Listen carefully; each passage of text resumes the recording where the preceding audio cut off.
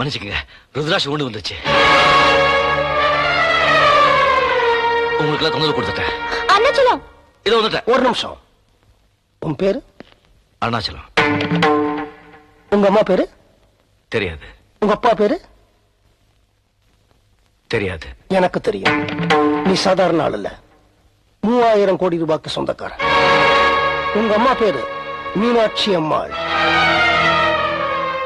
உங்க அப்பா பேரு வேதாஜலம், எங்க முதலாளி. அதுவும் அந்த போட்டோல இருக்காரு, அவர்தான் உங்க அப்பா.